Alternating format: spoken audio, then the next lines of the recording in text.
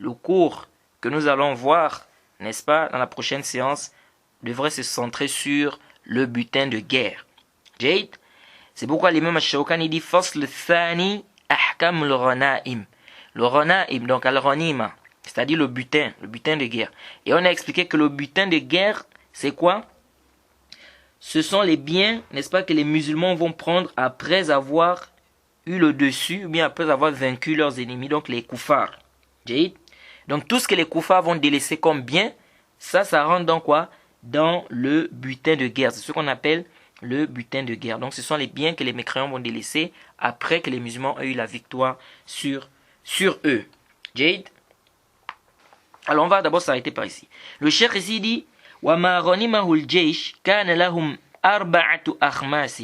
c'est-à-dire, il dit ce que la troupe ou l'armée va prendre comme comme butin, n'est-ce pas? Ils doivent avoir les 4/5 du butin. Et 1/5 va être donné à l'imam qui lui va dépenser ces 1/5 là dans, n'est-ce pas, les endroits qui ont été légiférés ou bien les endroits dans lesquels il doit dépenser cela.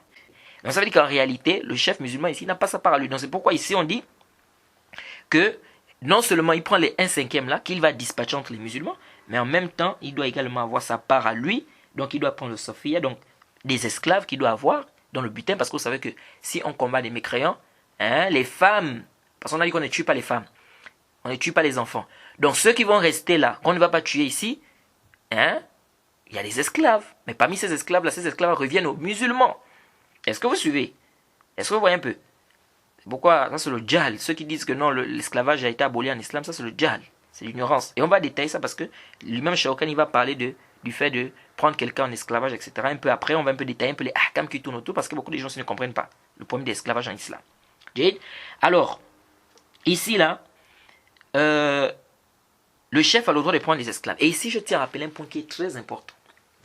C'est que quand on parle de l'esclavage ou de l'esclave, des koufars, quelqu'un peut dire non. Mais si là, il était marié avec sa femme, le kaf, le mécréant, il était marié avec sa femme. Comment ça se fait dire que non, nous on va prendre sa femme et on va sortir avec sa femme? Mais il est toujours marié avec sa femme. On dit non. Dès qu'il divorce, dès que on a eu la victoire, une fois déjà, on s'accapare, n'est-ce pas, des femmes, des mécréants, automatiquement ici il y a ce qu'on appelle le fasr, l'annulation de l'acte de mariage. C'est-à-dire, du mujarrad, c'est-à-dire dès qu'on prend ces femmes-là, c'est fini ici.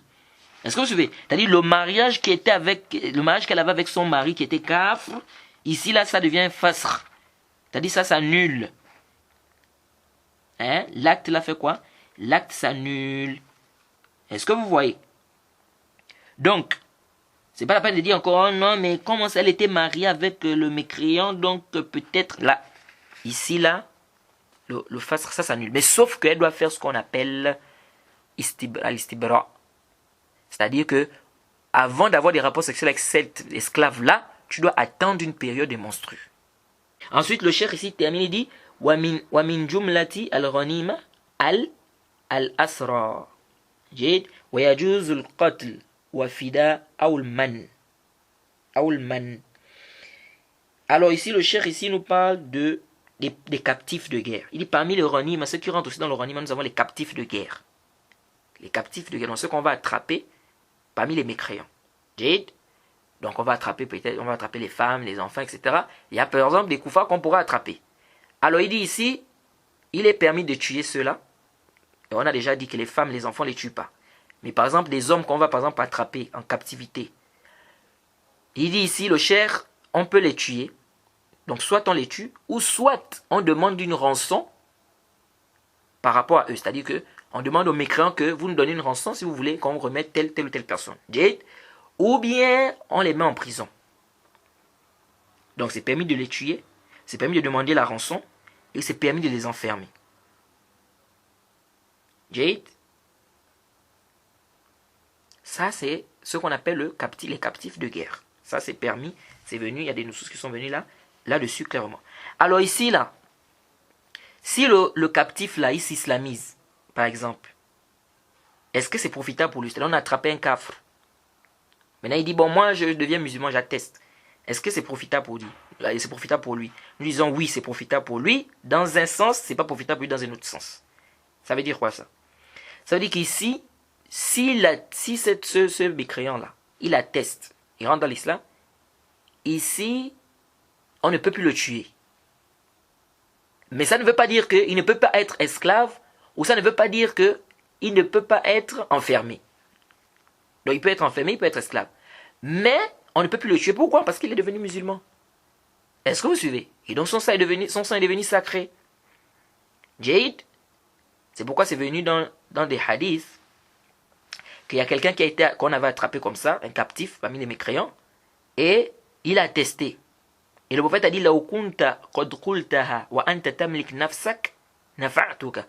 c'est-à-dire que c'est-à-dire le prophète a dit, si tu avais dit ça avant même qu'on t'attrape, ça devait mieux te profiter. Donc s'il s'islamise, on accepte son islamisation. Mais il reste esclave. Ah oui, on peut le mettre aussi, on peut le mettre en prison. Donc ici, là, il faut retenir que les captifs de guerre, nous avons trois choses à faire avec eux. Soit, c'est-à-dire les prisonniers qu'on va attraper parmi les koufars, soit on met ces gens-là en prison, soit on les tue, soit on demande quoi? Une rançon par rapport à cela. Jade. Donc, parce qu'il y a des gens parfois qui se posent aussi des questions ici. Ils disent, mais comment on dit esclave musulman? Parce qu'on demande de faire sortir en compensation un esclave musulman. Comment un musulman va être esclave? Oui, c'est dans ce sens-là. Quelqu'un, par exemple, un captif qu'on a attrapé parmi les koufars, par exemple, après il s'islamise. Mais ça ne veut pas dire qu'il est devenu libre, non. Le fait de s'islamiser ne veut pas dire que tu deviens libre, non. C'est vrai, on peut plus te tuer, ton sang est devenu sacré, ça ne veut pas dire que tu deviens libre. Tu peux toujours rester esclave. Et donc là, tu es un musulman esclave. Est-ce que vous voyez? Et donc c'est comme ça qu'on obtient, par exemple, un esclave musulman. Oui. Maintenant, c'est le chef, c'est-à-dire celui qui a cet esclave en sa possession, qui peut décider soit de le libérer, ou s'il veut, il ne le libère pas. Et on va bien détailler un peu les ahkam de l'esclavage en islam. Parce que les gens confondent, les gens parlent de n'importe quoi. Hein? Comment est-ce qu'on doit se comporter envers les esclaves en islam? On va détailler tout cela, Inch'Allah, peut-être le cours prochain, Inch'Allah. Bref, ici, là, Allah a dit dans le Coran, la sourate Mohammed, le verset 4, que lorsque vous rencontrez au combat ceux qui ont mécru, il dit quoi? Frappez-en les coups. Puis, quand vous les avez dominés, enchaînez-les solidement. Ensuite, c'est soit la libération gratuite, soit la rançon. Jusqu'à ce que la guerre, n'est-ce pas, dépose ses fardeaux. Donc ici, c'est permis de les enchaîner, donc d'enfermer ces captifs. C'est permis également de demander la rançon et c'est permis également de les tuer. Comme c'est venu dans plusieurs hadiths également que le prophète Mohammed sallallahu alayhi wa sallam avait pris des gens de Bani Mustaliq comme esclaves. Il avait enfermé certaines personnes et il a également comme Soumama ibn Asal que vous connaissez, vous voyez, Abi As ibn Rubi', le prophète l'avait enfermé également. Ouais, et il est permis également de demander quoi? La rançon. Comme cela s'est produit avec la guerre, lors de la guerre de Badr. Donc voilà un peu ce qu'il faut retenir ici de manière générale sur les ahkam du butin de guerre. Alors je pense que on a fait le tour. Donc ici là, le prochain cours, Inch'Allah, on va parler des sentences des captifs